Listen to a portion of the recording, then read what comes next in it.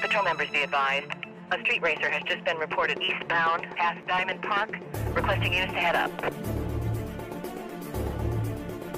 Any more details on that call? Suspect is in a silver BMW.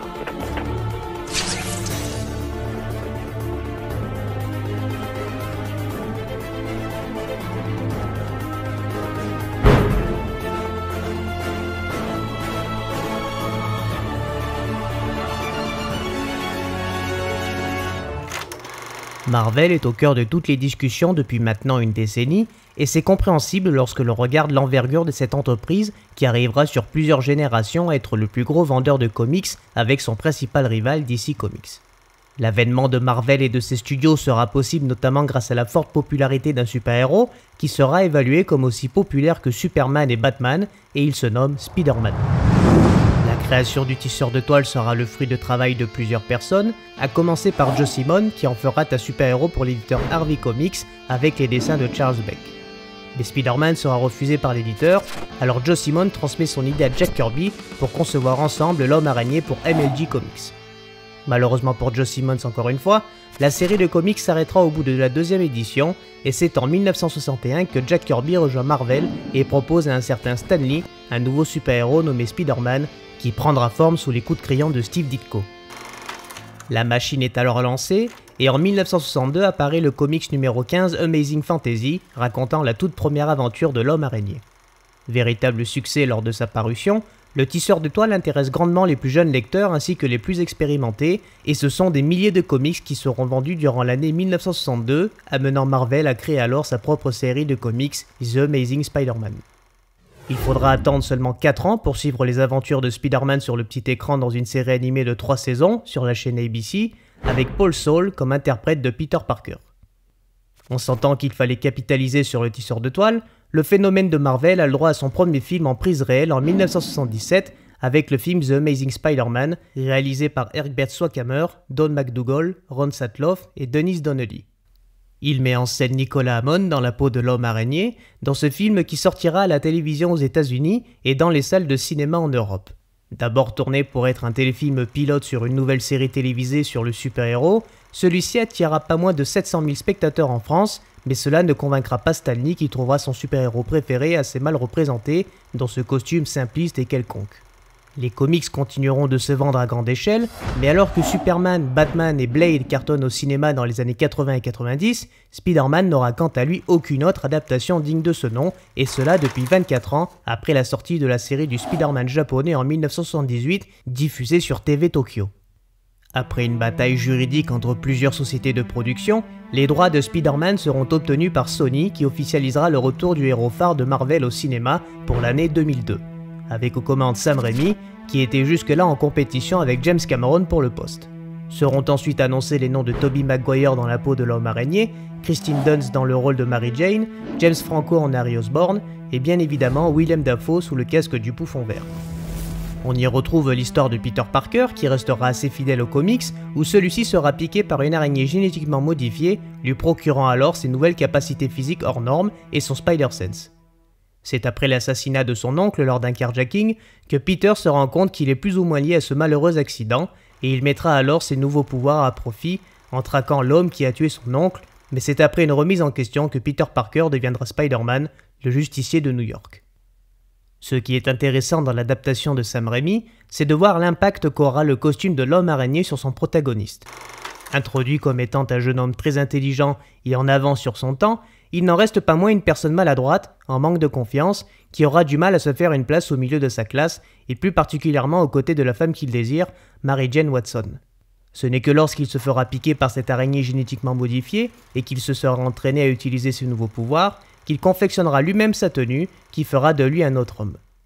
Talentueux, charismatique et sûr de lui, le costume sera un véritable atout pour Peter Parker, et il compte bien s'en servir convenablement. Redessiné par le costumier James Akeson pour le film, la tenue de Spider-Man sera montrée sous ces deux formes. D'abord au stade d'une simple tenue pour catcher, il sera vêtu de vêtements du quotidien avec un jogging bleu, un pull rouge avec déjà le symbole de l'araignée et d'une simple cagoule rouge. Ce n'est pas encore la tenue de Spider-Man que nous connaissons, mais nous pouvons remarquer les quelques influences dans les couleurs de celle-ci. C'est à la suite des tragiques événements touchant son oncle que Peter imaginera un nouveau costume pour protéger New York à l'effigie de l'espèce qui lui a transmis ses pouvoirs et sa force, l'araignée. Le costume respectera à l'identique celui des comics de l'époque, avec ses deux couleurs primaires, le rouge et le bleu, couleur de l'araignée ayant piqué Peter Parker dans l'introduction de ce film. Nous retrouverons les filaments s'apparentant en toile d'araignée recouvrant le corps de notre super-héros, où se baladera le symbole de Spider-Man sur son torse ainsi que sur son dos, faisant de Peter Parker une vraie arachnide. Le masque utilisé par Peter Parker sera dans la continuité de sa tenue, avec ses filaments et sa couleur rouge, sur lequel sera ajouté deux globes oculaires à la forme bien spécifique, respectant le cahier des charges du design de l'homme araignée, à l'exception des toiles d'araignée entre les bras qui quant à elles seront absentes. La toute première apparition de Peter Parker sous le masque se fait en pleine journée. Nous sommes dans la peau de celui-ci avec ce plan à la première personne et nous nous balançons entre les immeubles new-yorkais jusqu'à intervenir pendant le hold-up d'une épicerie. Les habitants n'auront pas le temps de le voir de leurs propres yeux et l'homme araignée sera immortalisé sur des caméras de sécurité, le rendant alors encore plus imaginaire pour les New-Yorkais qui ne croient pas à la légende d'un homme tisseur de toile.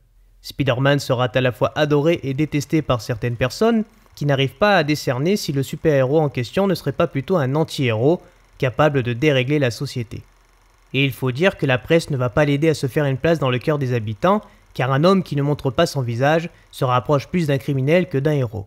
Mais ici, le masque de Spider-Man conserve l'anonymat de Peter Parker, qui se doute bien que de telles responsabilités mettraient en péril sa vie privée. Cela va même lui porter préjudice à plusieurs reprises lorsqu'il mettra en danger ses proches quand ses ennemis devineront l'identité de l'araignée. Tante May et Mary Jane seront systématiquement pris pour cible par le Bouffon Vert, Dr Octavius et plus tard par Venom, car elles sont le véritable point faible de Peter Parker, le poussant à revêtir son costume de Spider-Man à n'importe quel moment pour éviter le pire. Bien évidemment, sa double identité lui causera quelques ennuis, et notamment lorsque celui-ci sera obligé de s'absenter alors qu'il devait rejoindre la femme qu'il aime, créant alors des dissensions entre les deux personnages qui pourront se résoudre uniquement en dévoilant sa véritable identité. Mais le plus gros problème auquel Peter Parker fera face sera la mort du père de son meilleur ami Norman Osborn, menant aussi une double identité sous le casque du Bouffon Vert. Son meilleur ami, Harry Osborn, en veut à Spider-Man, sans savoir qu'il fait partie de son cercle d'amis le plus proche. Avec 852 millions de dollars de recettes dans le monde entier sur le premier opus, Sony officialise Spider-Man 2 pour l'année 2004, une suite directe aux événements du premier, où nous retrouverons le conflit interne qu'entretient Harry Osborn avec le meurtrier présumé de son père, dont il apprendra la véritable identité. Dans ce deuxième opus, le masque de Spider-Man n'évoluera que très légèrement et il faut vraiment s'attarder sur le costume pour en remarquer les différences. Le symbole de l'araignée sur le torse est plus grand, tout comme ses filaments qui sont légèrement plus élargis, que ce soit sur le corps ou sur le masque de Peter Parker. Ce sera dans le deuxième volet de la trilogie que Spider-Man sera enfin adopté par New York, lorsque celui-ci sauvera un train entier d'une chute mortelle, causant la perte de son masque, qui révélera alors aux passagers de ce train que Spider-Man n'est en réalité qu'un jeune homme. Le masque de Spider-Man devient alors lui aussi un symbole, celui de l'héroïsme et du courage, peu importe son âge.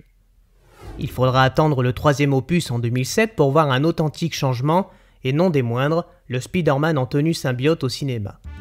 Changement drastique pour l'araignée jusque-là rouge et bleu, qui se retrouvera totalement noir, voyant même son symbole sur son torse être légèrement modifié avec cette forme machiavélique, après que la mystérieuse substance ait pris possession de la tenue du super-héros.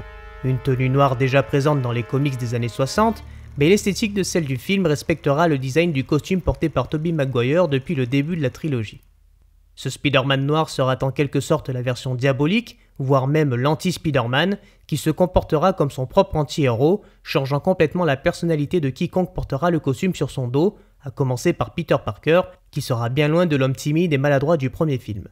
Le masque noir illustrera un Spider-Man violent, qui transgressera toutes ses règles, et nous aurons le temps de le remarquer dans les multitudes de scènes où il portera la tenue couverte de symbiote.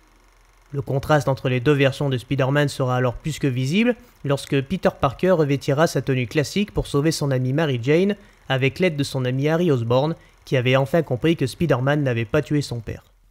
Le super-héros courageux et héroïque est bel et bien de retour, et contrairement à ce que la presse avait pu dire dans ses journaux, Spider-Man est bel et bien le héros que New York attendait. Le masque de Spider-Man est sûrement l'élément visuel le plus connu chez Marvel, avec le casque d'Iron Man. Mais dans la trilogie de Sam Raimi, celui-ci sera rempli de sens et de messages cachés. Il est l'atout majeur de Peter Parker, en le faisant devenir une meilleure personne, sûre d'elle-même, moins en retrait, qui deviendra le héros d'une ville tout entière et qui bravera les flammes pour sauver n'importe qui. Mais il deviendra aussi la cause de ses plus grandes craintes, et c'est après plusieurs déconvenues, après la perte de ses pouvoirs, de ses capacités et de ses amis les plus proches, qu'il abandonnera le masque et se retrouvera avec lui-même pour apprendre à devenir un héros à visage découvert. Ce n'est qu'une fois qu'il trouvera véritablement sa place dans la société qu'il brisera la glace et redeviendra Spider-Man. Le masque de l'homme araignée est l'un des éléments clés qui a fait passer Peter Parker d'un simple ado mal dans sa peau à un homme courageux et talentueux, mais bien que sa double identité restera à jamais un secret, il aura toujours, non loin de lui, des ennemis enragés.